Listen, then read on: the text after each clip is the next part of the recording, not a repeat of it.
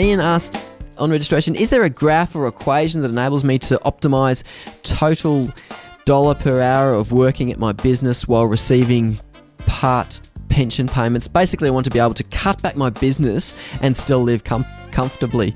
Thanks. Also, should I transfer my assets to your fund?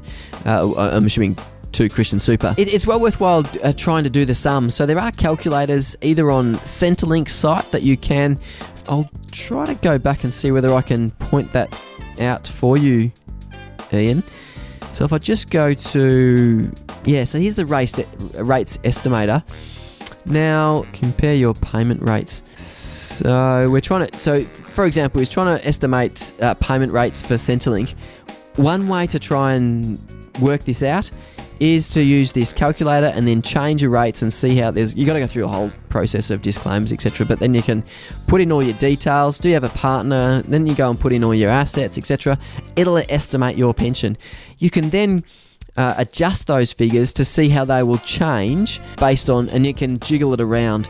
There's not a clear way of trying to optimize that, but the other way you can go through is look at the actual way that the income is reduced. So if you are both eligible for the age pension, so both people in a couple, your pension is reduced by 25 cents for every dollar over the lower threshold. I think it was $288 per fortnight. So you can just do the calculations yourself and work out, well, this is what I want to live on. To make up that money, I can either, work X amount or I can work Y amount, and then you should be able to come up with the figure of the optimal amount for you to work to satisfy your requirements. Now, in terms of whether you should roll over to Christian Super or not, Ian, the things to assess, the key difference about Christian Super is that they invest in line with biblical values. So they're screening out investments that aren't in line with Christian values, and they're also putting in investments that are in line with Christian values. So they've got both a positive and negative screen on their investments, and that's the key difference between Christian Super and other funds. So if that is important to you, then Christian Super is one of the few funds that enables you to do that.